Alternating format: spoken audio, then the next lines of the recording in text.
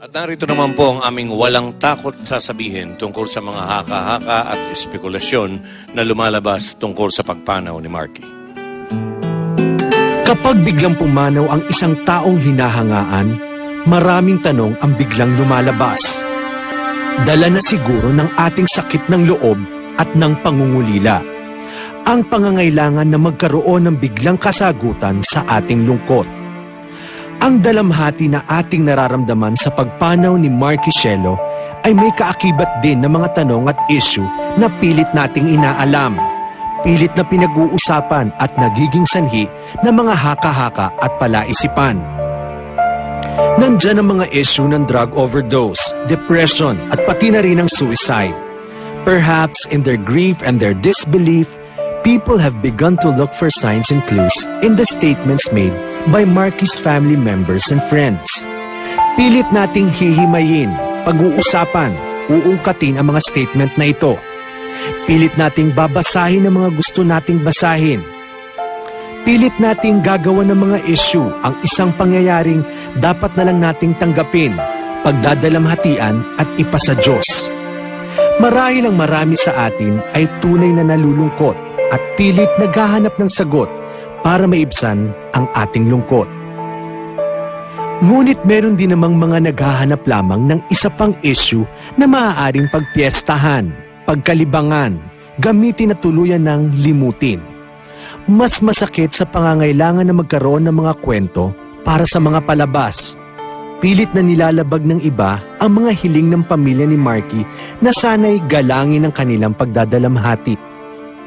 Matapos dalhin ang labi ni Marky sa Cathedral of the Resurrection sa Baguio City, ang labi ay inuwi sa Barangay Sinto sa bayan ng Bauco, Mountain Province. Dito sa bayan na minahal at kinalakihan ni Marky. Dito ililibing si Marky sa likuran ng kanilang bahay ayon sa kaugalian ng mga kangkanay. Paulit-ulit na humingi ng paggalang sa kanilang privacy ang ina ni Marky na si Mildred Cadaweng. At sinong tao naman ang di maaantig at makakaintindi sa kanyang panawagan na huwag kunan ang labi ng kanyang anak bilang paggalang sa alaala nito. Ngunit ang paggalang sa basic human right to dignity ay pilit na nilalabag ng isang istasyon. Nung Huwebes ng gabi, sa kanya mismong tahanan, tuluyan na nag-breakdown ng ina ni Marky dahil sa pilit na coverage na ginagawa ng isang istasyon. Lubang ikinagalit ni Mami Mildred ang pagkuha at pagpapakita sa labi ng kanyang anak. Nahuli ng mga kamera namin nung mag-breakdown ng isang dismayadong Mami Mildred dahil sa itinuturing niyang invasion of privacy ng camera crew ng isang istasyon. Ngunit dahil sa mga dahilang maiintindihan, di na ito kailangang ipalabas pa.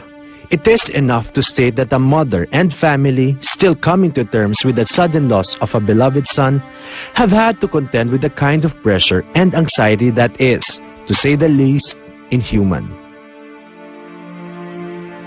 And what does all these intrigues do for the memory of Marky Cielo, a young man who by all accounts tried his best to be a role model and a good human being?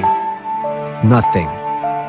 The actions and statements of so many people trying to find the real truth behind Marky's demise make him nothing but another scandal, another issue to be dissected, speculated on, and then forgotten. Binabandera sa mga plug ang mga shocking truth, ang tunay na dahilan isisiwalat na ibubunyag tungkol sa pagkamatay ng binata. Kahit sinong tao ay mapapaisip ano ang magagawa nito. Walang takot naming sasabihin. What is really shocking is that in order to get a story, the human right to privacy and dignity of Cielo family was totally disregarded. Walang takot naming sasabihin, sana pinaira ng respeto.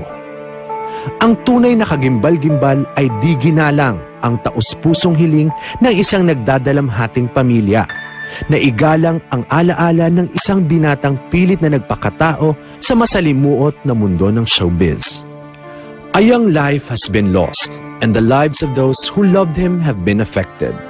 Kung minahal natin si Marky Cielo at hinangaan, tama lang na ipagdasal natin ang kanyang kaluluwa at ipasa Diyos na ang maikli niyang buhay at ang malungkot niyang kinatapusan.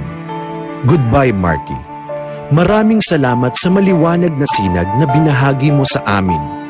We are sorry that your final journey has been marred by greed and insensitivity of others. Patawad, Marky. Maraming salamat.